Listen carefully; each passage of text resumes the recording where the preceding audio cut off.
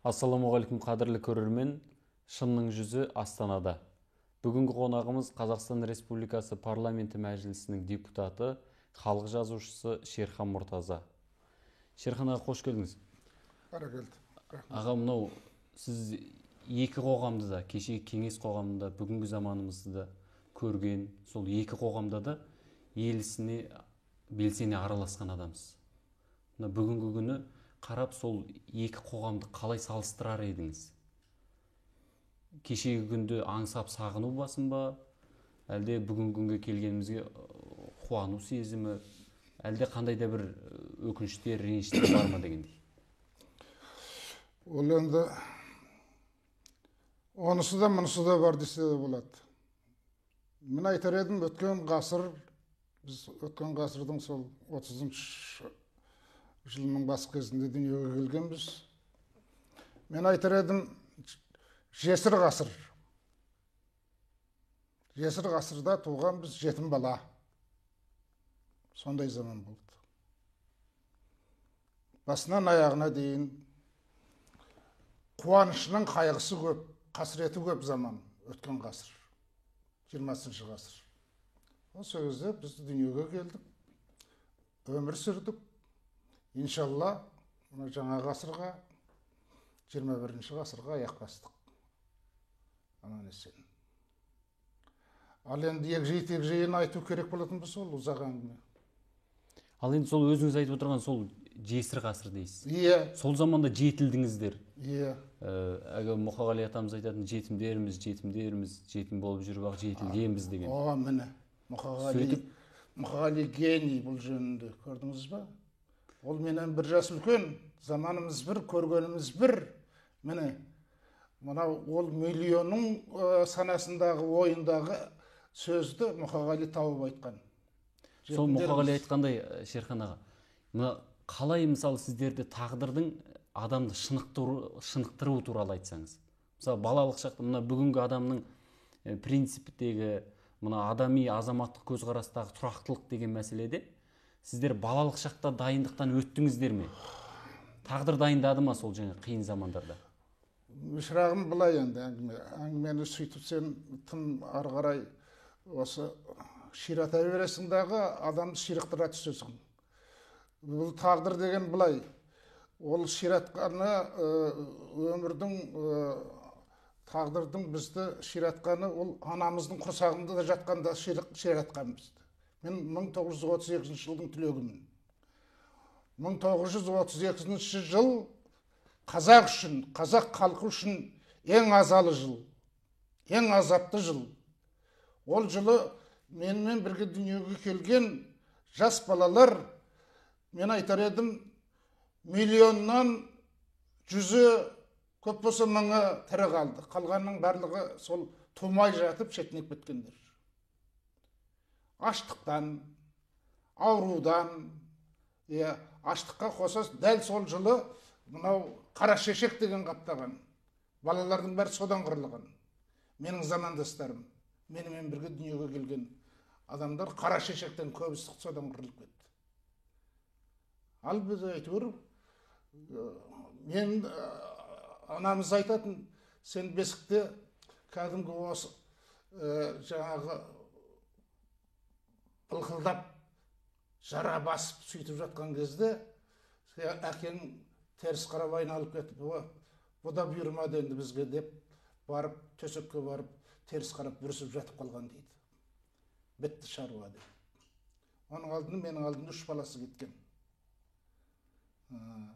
Ал бірақ мен, кім біледі әйтеуір, тағдыр осы күнді көрсетейін дедім ба, тірі қалғанмын мен.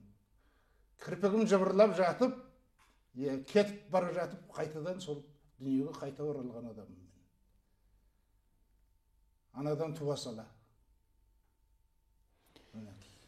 Шерхан аға, одан кейінгі мына есейген жылдарыңызда да сіздерге сондай бір қиын қыстаудың ортасынан аман шығуға, жауын-жауынның арасынан құрғақ боп шығуға тура келді. Ал енді былай, шырағым, Қасым, мен дүниеге келгеннен кейін сол жаңағы 32-ші жылдың зардабы енді басыла бергенде 37-ші жыл келді. Мен 5 жасқа толар толмаста әкейді НКВД алып кетті. Сол күйінде жоғалтты. Халық жауы деді. Ал одан енді кішкене ескіріп етек жаба бастаған кезде соғыс басталды. 41-ші жылғы қырғын соғыс. Соғыстың басынан аяғына дейін біз азапты жылдар олды біз үшін. Бір үзімнен ғазар болған, бір уыс талқанға зар болған, бір қасық сүтке зар болған заман. Біз осылай өстік. Шынығу деген керек болатын болса осы. Өмірдің шынық осылай шынықтырам десе, оның адам баласына Құдай басына салмасын. Шынығудың түрі осы біздегі шынығу. Осындай мектептерден өттіңіздер мысалы. Мектеп болатын болса осы. Енді адамның тағдырдың, адам өмірінің мектебі ғой. Осындай мектептерден өттіңіздер. Сонда кейінгі замандарда да мысалы сіздер есейіп, жетіліп, былай елісіне араласа бастаған кезде де енді қиындық аз болған жоқ, Мысалы сіз осы баспасөз саласында жастайыңыздан басшылық қызметтер атқардыңыз.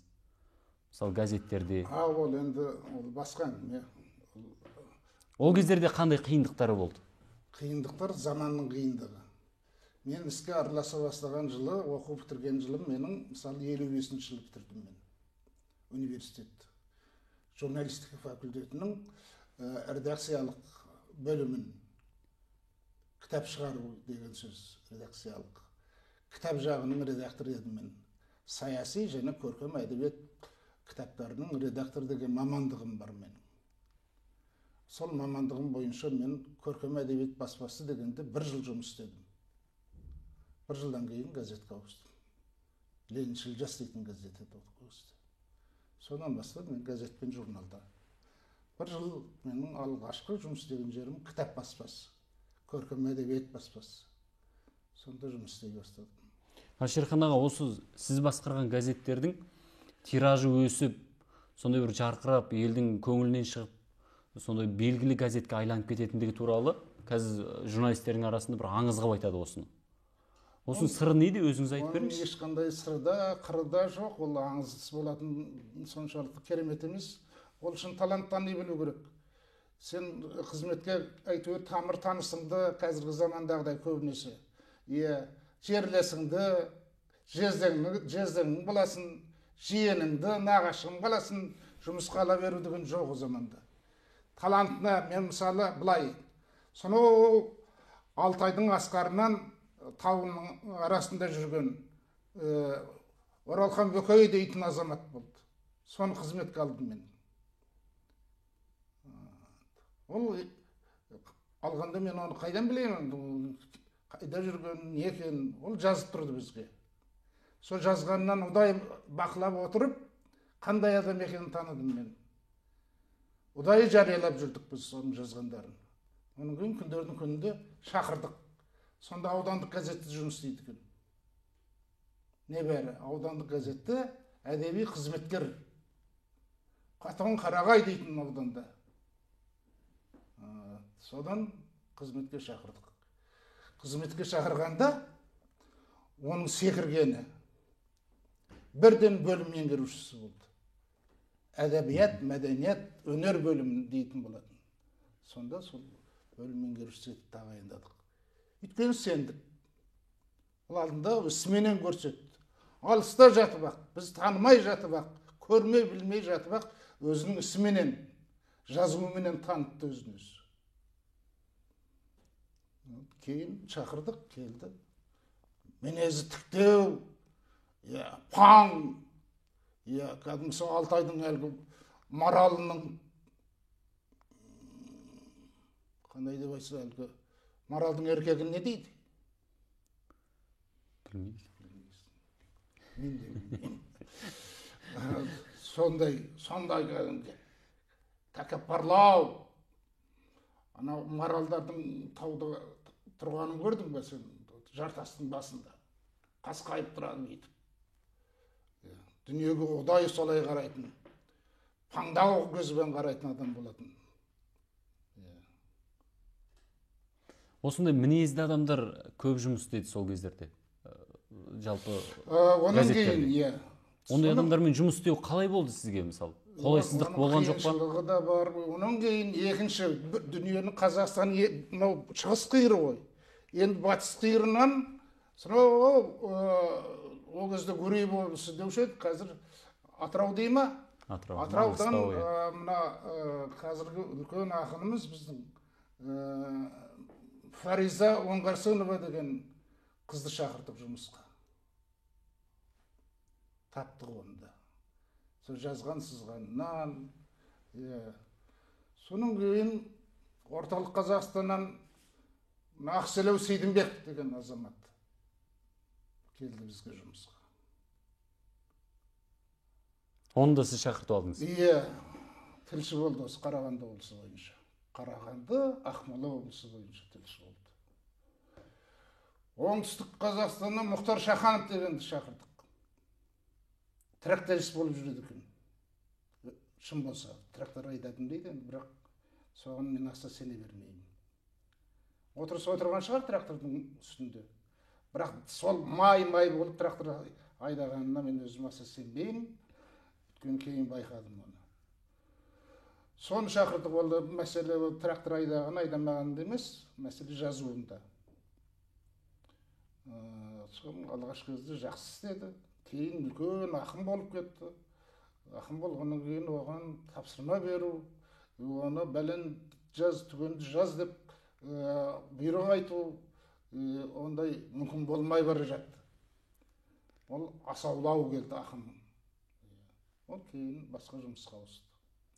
Тағы қайсы, көп адамдар сол біздің Лениншіл жаста істеді, барлығы да шетінен центр мен атайын деген мықты жігіттер болып шықты.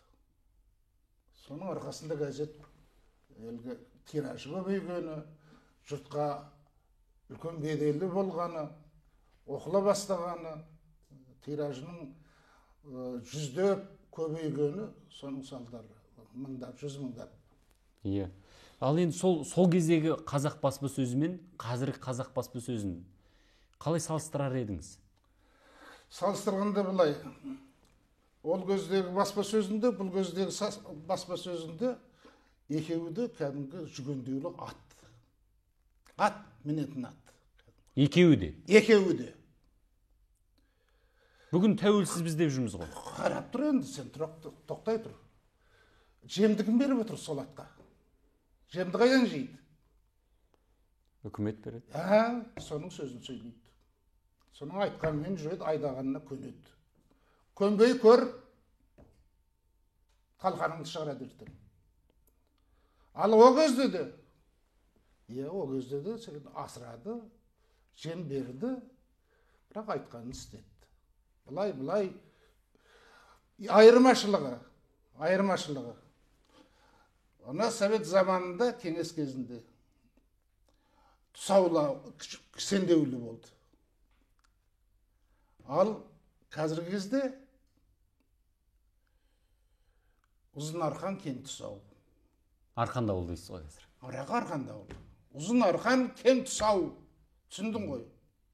Алысқа шауып та кете алмайсың. Бірақ әйтеуір айналаны былай ажырақты анау жоңышқан мына жерден бәрін айнала жүріп жеуіңе болады. Сондай. Ал қарапайым анау бас редактор інілеріңізге мысалы қандай ақыл кеңес айтар едіңіз? Ойбой шырақ, мен басқаға өзімнен артылып жатқан ақылым шамалы. Біреуге ақыл айтып қайтайын мен. Осы күнімнің өзі де дұрыс. Осы қазіргі жүрген жүрісім, көрген күнім, істеп жатқан қызметім, соны атқара алсам маған сол жетіп жатыр. Басқаға ақыл айтуға мен шамам қайда қазір? Қазір заман мүлде басқа. Жастар деген білімі толысқан көбісінің. Бізден гөрі білімі... Жалпы сіздің ақылыңызды қажет қыла ма? Сізбен ақылдаса ма? Сұрай ма? Ақыл сұрай ма жалпы баспасөздің басшылары? Жоқ, ондай естіген жоқ. Келіп алып, мен мынаны қалай істейміз, не істейміз деген ондай басшыны көрген жоқпын. Жоқ, енді бірақ мені ақылдасып шақырады, мынандай тақырыпқа жазсаңыз екен, аралассаңыз екен дейді. Ал енді мынаны қалай істейміз деген басшыны көрген жоқ. Ондай болған жоқ. Мен және оны араласуға да тырыспаймын мен. Өйткені айып болады. Істеп отырған адамға сен келіп алып айдаладан, ей, мынаның былай істе дегенің жөнсіз. Әдетке жатпайды, этикаға жатпайды ондай нәрсе. Онда қазір қызметіңіз туралы сұрап көрелік аға. Мына қазір парламентте сіз енді жазушы адамның көруі, жазушы адамның сипаттауы, теңеуі өзінше бір сәл бөлекшелеу болады дейікші. Сөйтіп алып қараған кезде қазіргі мына депутат әріптестеріңізді мысалы қалай сипаттар едіңіз жалпылама? Мен осыдан көп болған жоқ. Егемен Қазақстан газетінде осыдан 2 ай бұрын Қызыл залдағы 77 деген мақалам шықты. Көзіңізге түсті ме, түспеді ме білмеймін. Оқи алмадым. 77 дегеніміз ол мәжіліс. Мәжілістің 77 депутаты бар. Залымыз қызыл зал. Ана сенаторлардікі басқа зал, көк зал олардікі. Олар 39 саны, біздікі 77. Сонда айтылады. Сонда сол қызыл залдағы 77-нің істеп отқан тіршілігінің бірсыпырасы қамтылады. Ал жалпы қысқаша айтқанда әне күні үлкен мына осы сайлау алдында сайлау туралы құжаттар қабылданар кезде үлкен айтыс болды. Біздің Айталы деген депутатымыз мына депутатқа сайланатын кандидаттар қазақ тілінен сынақтан өтсін деген пікір тастады. Содан шығып кетті мәселе. Соны қойған кезде мәселені жалпы мәселе қазақ тілі туралы болып кетті. Соның рөлі, соның беделі туралы мәселе болды. Біздің қазақ тіліміз мемлекеттік тілде басталады. Конституция бойынша. Соның дәрежесі қаншалықты екенін, мемлекеттік тілдің дәрежесінің қаншалықты екенін сол картинадан байқауға болады. Көпшілігі, депутаттардың көпшілігі қазақ тілі мемлекеттік тілі жаңағы сынаққа енгізілсін, әлгі жағдан сайланатын депутаттар сол сынақтан өтсін дегенге қарсы дауыс берді. Мен қазір нақты санын білмеймін, блокнотын жазулайды оның барлығы. Басым көпшілігі депутаттардың қарсы болды. Қазақ тілінің мемлекеттік тілді екендігіне. Білдіңіз бе? Демек, бұл баяғы мемлекеттік деген атағы бар. Тіл мемлекеттік тіл дегенменен, ол мына қоғамның ісінде, жалпы өмірімізде, сонау үкіметтен бастап, парламент, министрліктер, ведомстволар, әйтеуір қай кеңсе болсын, сол кеңсенің барлығында ол екінші дәрежеде тұрған тіл деген сөз. Бәлкім мүлде жұмыссыз, бездельник деген сөз. Әшейін жай қойған баяғы заманда, Голошокин заманында бізді ненің басын, мына жоғарғы кеңес қой өзді. Соны Елтай Ерназар деген кісі басқарыпты. Кәдімгі дөңгелек қазақы әдемі бөрік киіп отырады екен, шешпейді екен оны, және шешпейтін себебі бар болу керек. Сол отырады. Мәселенің бәрін Голошокин шешеді. Соның айтқан, соның барлығы орындалады. Ақ деген алғыс, қара деген қарғыс. Ана кісі отырады. Бірақ президент. Білдіңіз бе? Біздің қазақ тіліміздің дәрежесі де қазір дәл сондай. Көңіліңе келсін, келмесін сондай. Үкіметтің үйінде қазақ тілі жүрмейді. Істемейді қазір. Бәлкім президенттің өзінің кеңсесінде де. Біздегі жағдай жаңағыдай. мәжілістегі 77 депутаттың басым көпшілігі қазақ тілін мойындамады. Ана сенатты мен қосып айтып отырған жоқ. Білмеймін онда қандай екен. Олар үшін жауап бермеймін. Білесіз ғой негізі? Білемін негізі. Негізі білемін. Бірақ енді сенат дауысқа түспегенін оны қайдан білейін? Сенатта дауысқа түсті, айтпақшы. Иә. Иә. Оларда да көпшілік жаңағыдай нәтиже берді. Шерхан аға, мынау парламенттің пәрменділігі туралы әртүрлі сұрақ адам көкейінде тұрады. Жалпы парламенттің қандай пәрмені бар дегенге жауап беруде қиын. Мысалы, сіз өзіңіз 2 жыл болды ма қазір? Ана Өзбекстаннан келетін 100 отбасына жер әпере алмай жүрсіз мысалы. Жер қайда? Жер әперу мәселесін қозғап айғайлап келе жатқаныңызға 2 жыл болды мысалы. Иә. Бұлай көңіліңіз қалған жағдай ма осы? Енді қазір Әрине. бір көңіліңіз қалып бір немқұрайдылыққа түскен сияқтысыз қазір тіпті. Солай болуы да мүмкін. Ал енді шырағым, біздің парламенттің беделі. Парламент деген аты зор. Бірақ іс жүзінде барлығы билік үкіметтің қолында. Бізге үй беретін де үкімет. Бізге әрбірден кейін ақша беретін де үкімет. Айлық, тағы басқалар.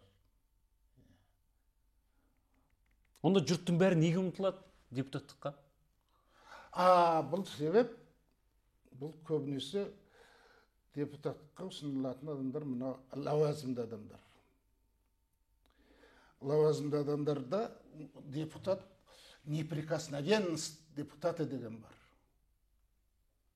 Мейлің сен біреудің тұмсығын бұз, қанат. Мейлің сен біреуді ұрып жүр, ішіп жүр, мас болып жүр.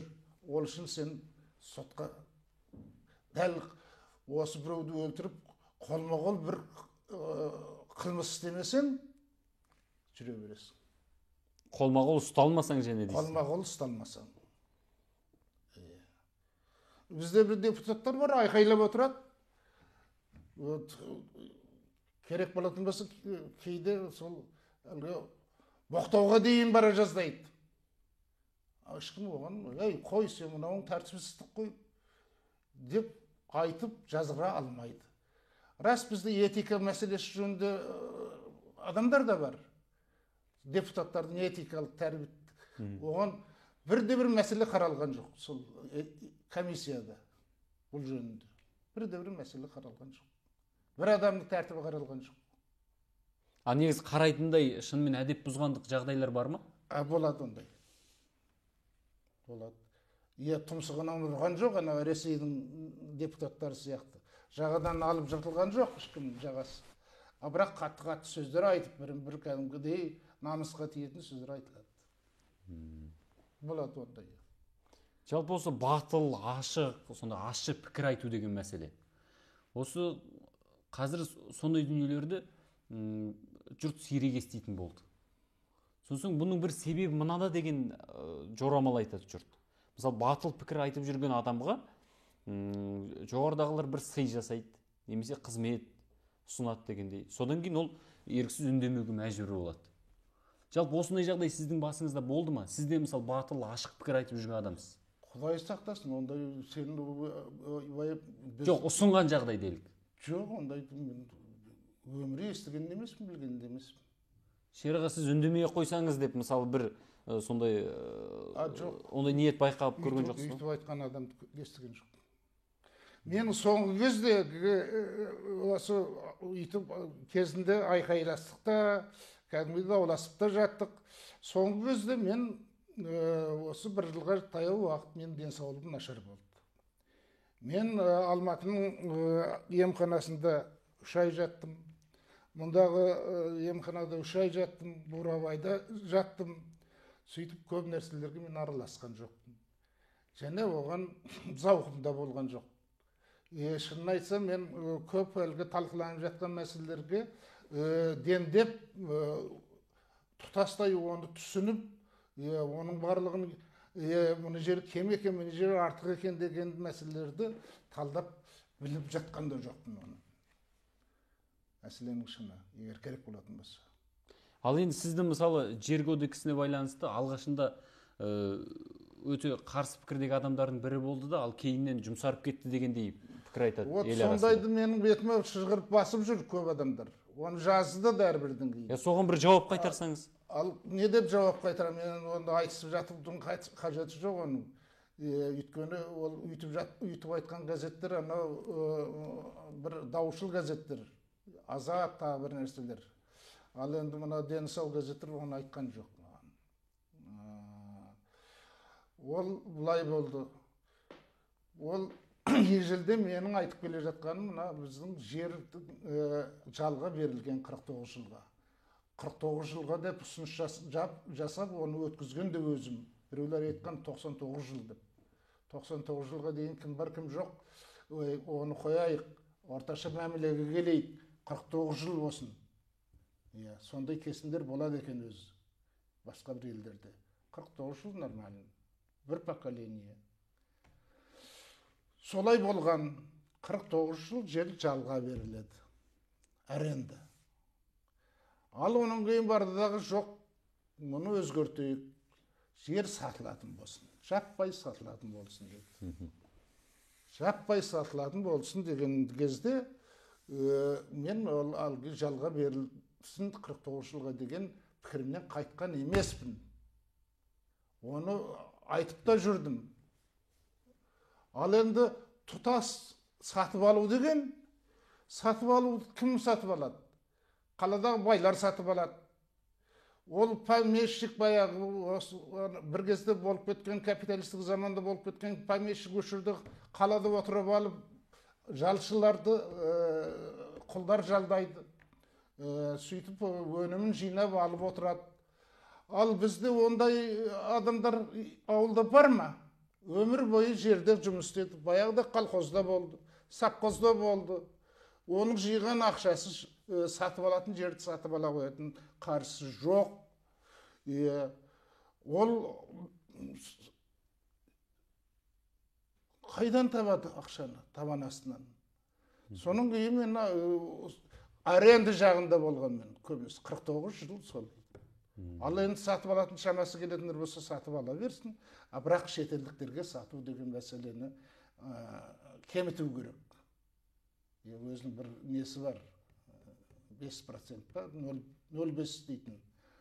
Сондай ғана шамалы өлшемі болған шетелдіктерге жерді беру, жалға беру, сату деген мәселе.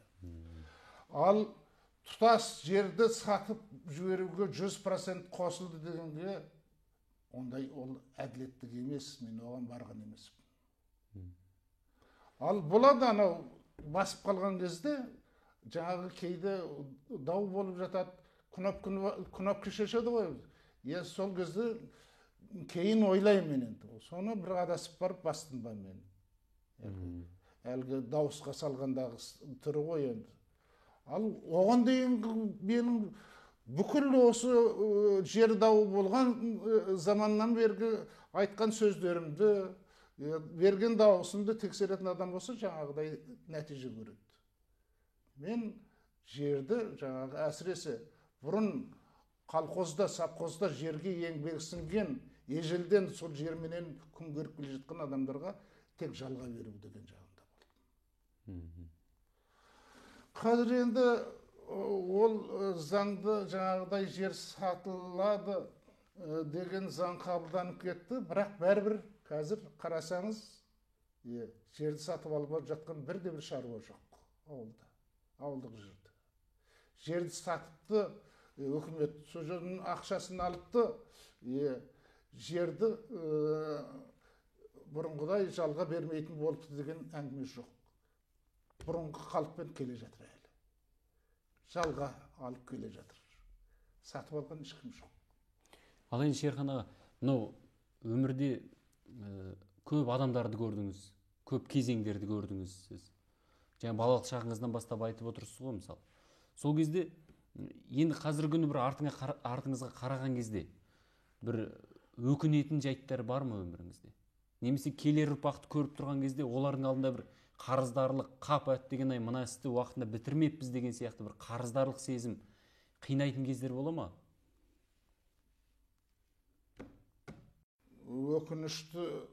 Өкінішің бар ма дейсің ба? Әрине көп өкініш. Оның бәрін тізіп жата берсе уақытымыз жетпейді. Өкініш немене өкініш? Өкініш жеке басымда емес менің. Өкініш біздің жеріміздің соншалықты ұланғайыр екендігі, соның ішінде сол жерде біз бір уыс болып отырғанымыз өкініш. Яғни демография. Жалғыз менің өз басымда айтып отқан жоқпын мен. Ұлттың басындағы қасірет. Оны жұрттың басқалар мен сияқты ойламай ма, оны мен білмеймін. Қарап отырыңыз. Шығысыңызда мынау ұлы мемлекет отыр. Миллиардтан асып жығылып, енді миллиард жарымға бара жатыр. Мына жағымызда қалың орман, о да көп ел. Сол екі ұлы мемлекеттің ортасында біз 15 миллионға жетер-жетпес халық екенбіз. Соның ішінде қазағы 8 миллионға жетер-жетпес екен қазір. Бірақ осыға жетпейді. Мына жағында өзбегінің өзі бізден гөрі әлдеқайда озып кетті. Көбейіп бара жатыр. Осында мына біздің мәжіліс палатасының бастығыменен бір Қытайдың елшісі, дипломаты кездесті. Кездескендегі айтқаны Жармахан Тұяқбайға: Құдай әділетсіз дейді. Қиын мәселе ғой. Селк ете қаласың. Адам шошитын нәрсе. Құдай әділетсіз дейді. Қытайда бір шаршы километр жерге 35 адамнан келеді. Ал сіздің елде бір шаршы километр жерге 5 адамға жетер-жетпестен ғана екен. Құдай әділетсіз дейді. Ал түсініп көр. Қалай түсінер едің осыны? Құдайды неге әділетсіз деп отыр? Қытайда халық көбейіп келе жатыр. Әрбірдің кейін пияз егетін жері де жоқ. Көбісі үйлердің оңтүстік жақта, теңіз жағында, Ақиян жағында үйдің төбесін егетін көрінеді. Күрішін бір нәрселерін. Жердің қажеттілігі соншалықты.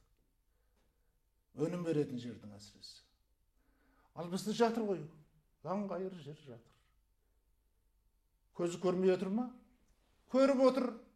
Көзін алартып отыр және. Картасына дейін сызып қояды әрбірдің кейін. Бастауыш мектебінің, Балқаштың мына шетіне дейінгі барлығы Қытайдың территориясы. Шындық қой ол. Өтірік емес. Не істеу керек, айтыңызшы? Не істеу керек? Көбею керек. Қалай? Президент тапсырма берді. 20 миллионға жетейік 15 жылға дейін деп. Ал, не бітіріп жүрсіңдер? Қанша балаң бар сенің өзің? Екіншісін тосып отыр. Иншалла. Көбейсін одан да. Ал қазір мына бізде бір жағы психология бұзылған, екінші жағынан тұрмыс билейді адамды. Қазір сүр бойдақтар көп бізде. Қартайған қыздар көп бізде. Өсім жоқ. Үйленгендердің өзінде бір бала, екі бала. Он простое воспроизводство дейді экономиканың тілінде. Басқа бас. Өнім жоқ. Өнім болу үшін тым болмаса 3 бала болу керек. Бір бала артық туып. Ондай жоқ бізде қазір. Бар еді анау ауылда әсіресе. 5-ден, 6-дан, 7-ден, тіпті 10-ға дейін туатын бар еді үйлер. Сондай отбасылар болатын. Олар да тарылды қазір.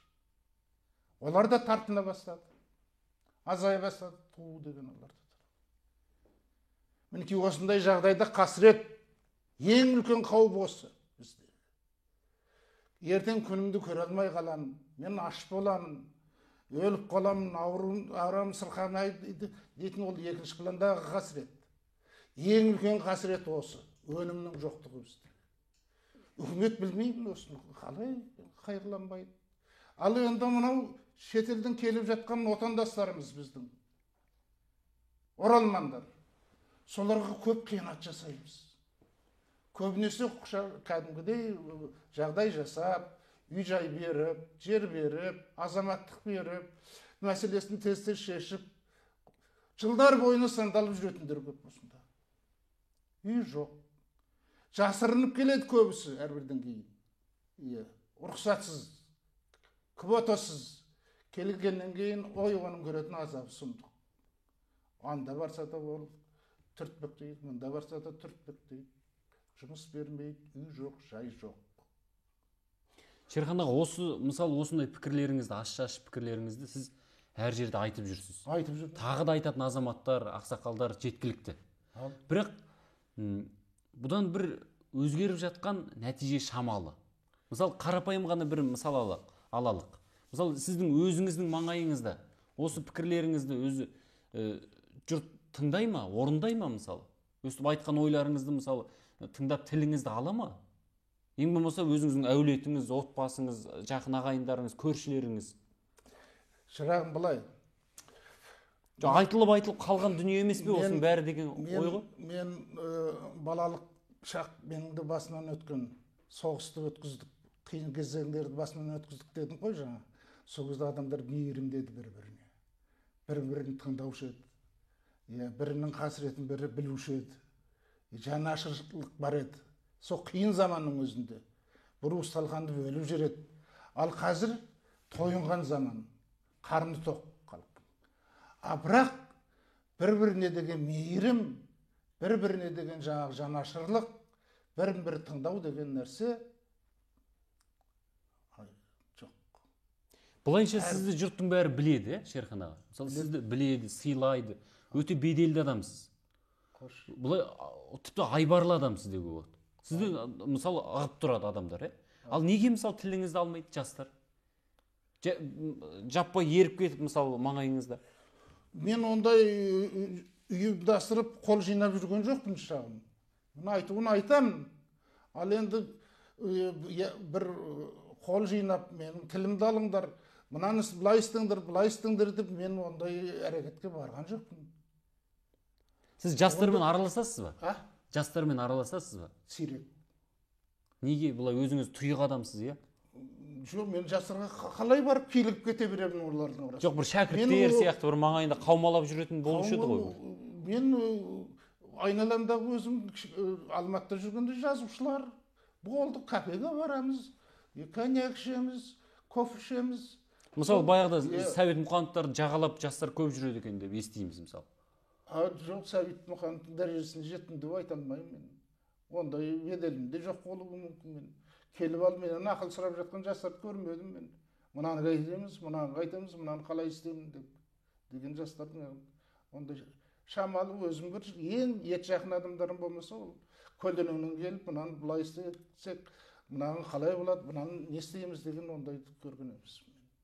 Бұлай өкпелесіз бе осы мысалы жастарға осындай бір бәріне қалай оның топырақ шашасың, бәріне өкпеледім деп қалай болады ол? Ол демек қоғамның өзінің психологиялық жағдайы соған реттелген шығар, солай қайдан білейін мен. Келіп алып енді сені бәлкім сізден сескенетін шығар, сіздің қатты тік айта салатын мінезіңізден. Білмеймін, ол өздерінің шаруасы. Ал енді сен неге үйленбей жүрсің, шырағым?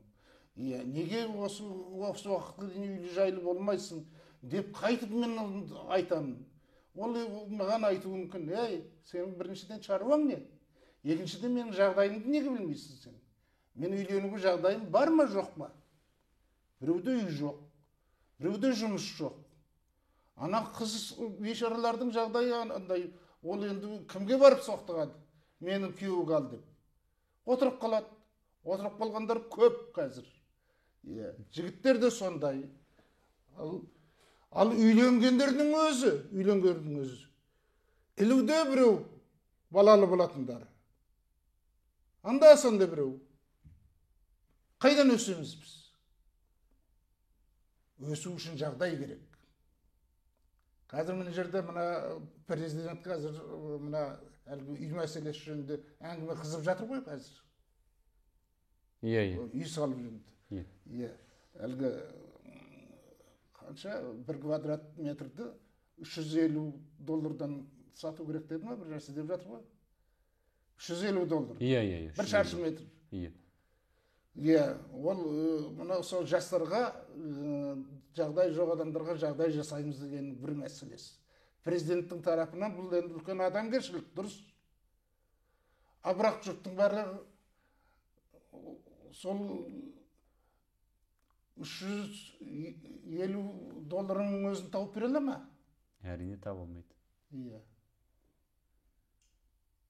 Сондай мәселе, көрдіңіз бе? Көбінде жағдай жоқ.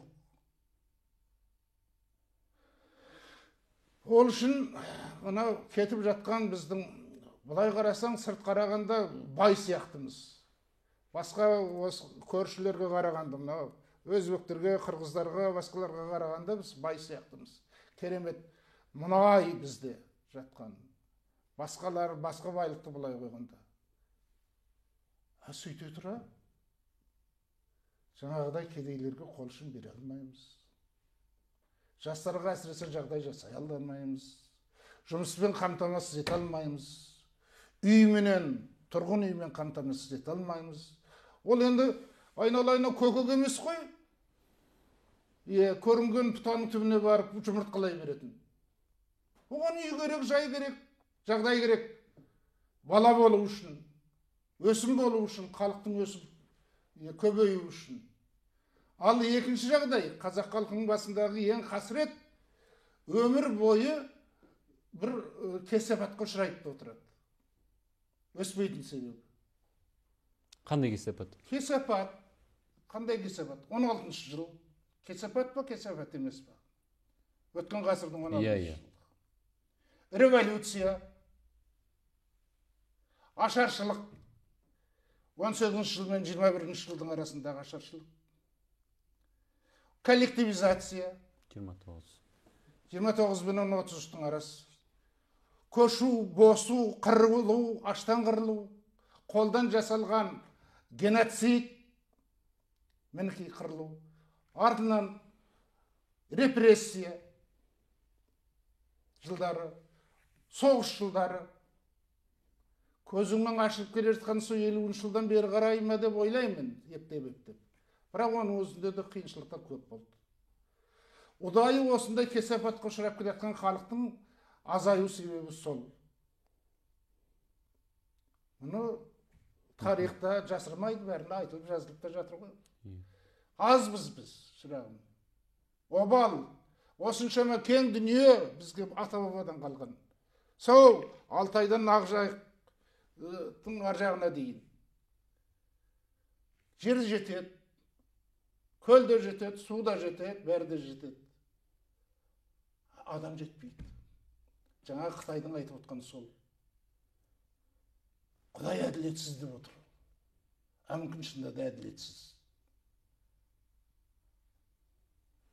Құдайдан гөрі ең алдымен өзімізді айыптасақ болар еді деп ойлаймын.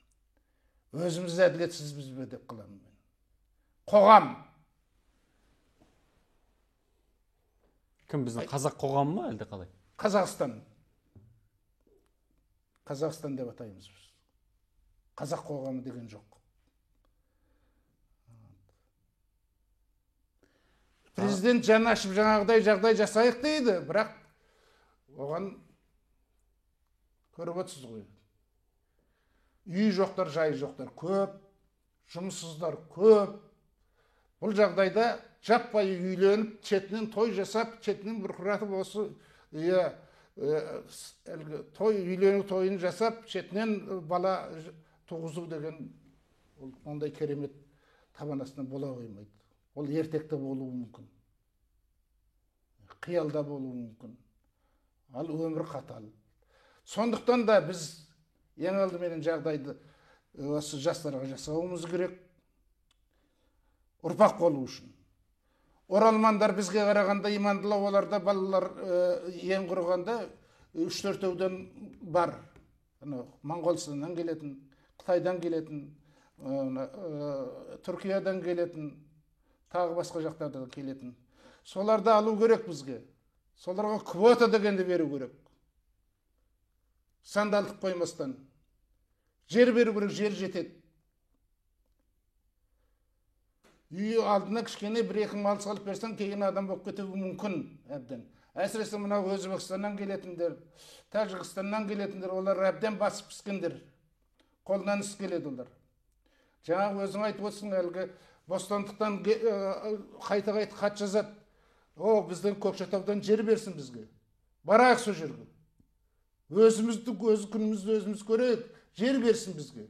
Алдымызға мал айдап соны көбейтсек, өзіміз-ақ күн көріп кетеміз дейді. Баспайды ғой ешкім. Селт етпейді. Сіз осындай пікірлеріңізді айта-айта бұлай жалыққан жоқсыз ба? Айта-айта алтайды, Жамал апай қартайды деген осы болады шырағым. Содан кейін кейде әлі айтасыңдар, айыптайсыңдар. Бұл сөйлемей кетті. Бұл андай. Айта-айта мынандай болғаннан кейін неге сен қақсай беруің керек? Не үшін? Өзіңіз айтып отырған жаңа ұрпақ үшін. Ұрпақ үшін жалғыз мен емес, ұрпақты жасайтын.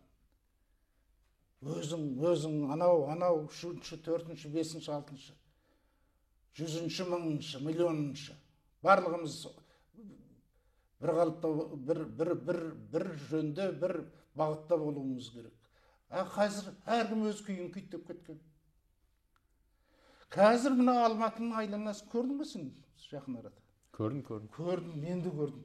Ойпырмай, биік, мынадан биік жуалдар соғып алған, аржақ крепіс жатқан үйлер, айнала осы барлығын қорғанменен қоршап тастаған. Қазір сол әркім өзінің бетіп осы, өзінің жағдайын қамдап сөйтіп жатыр. Осыдан шошыну керек.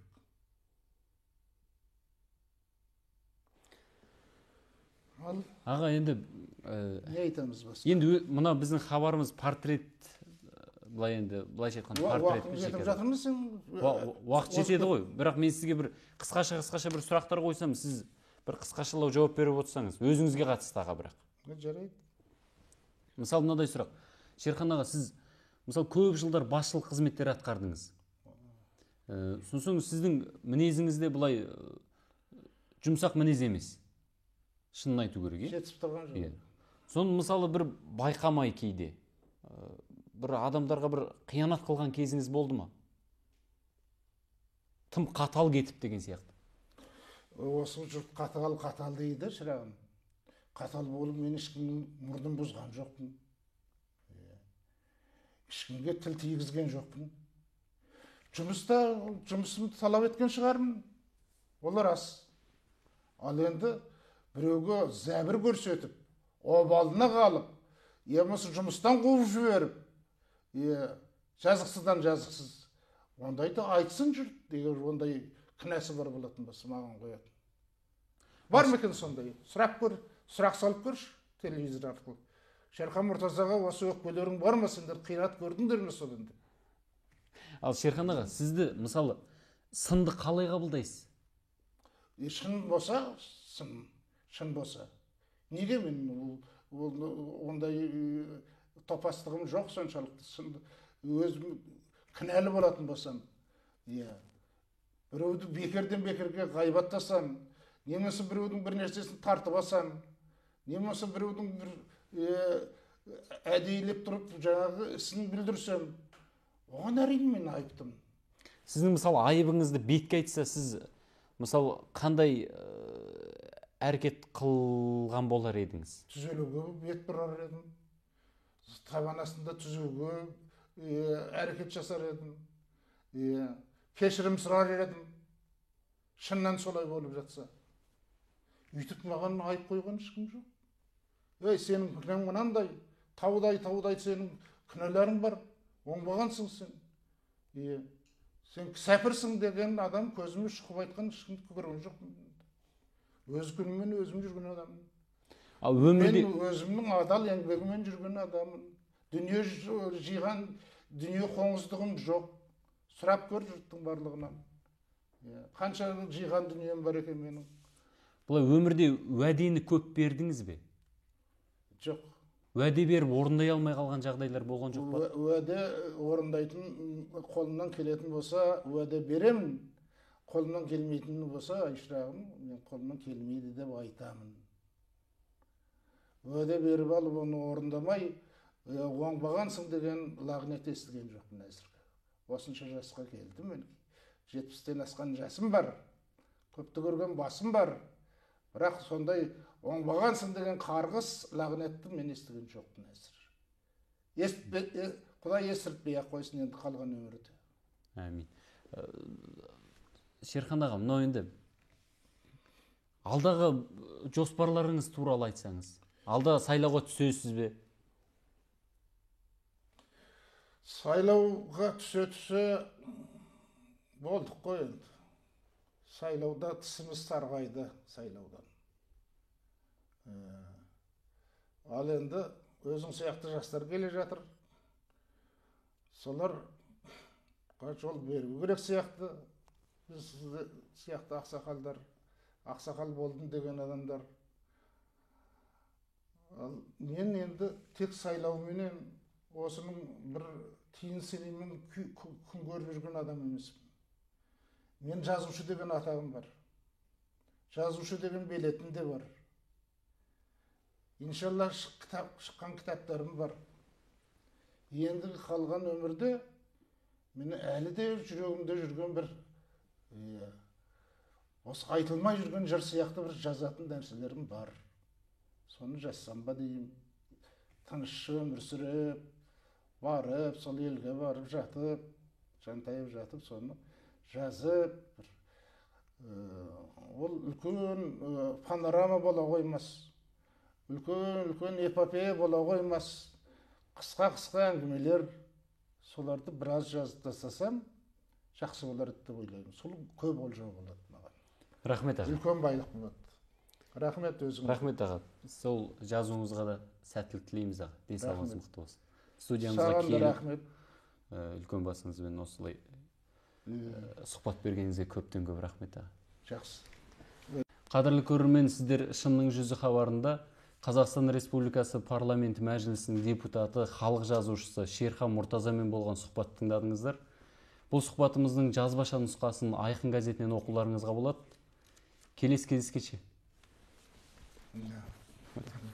Айқын қай газет? Сендерде шығар ма? Айқын деген бізде шықпайды, ол ана республикалық газет. Жақында шыққан газет. Өтірік айтқан жоқсыз аға?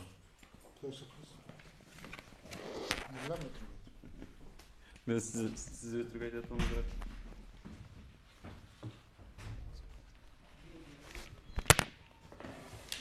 Бәрекелді, рахмет.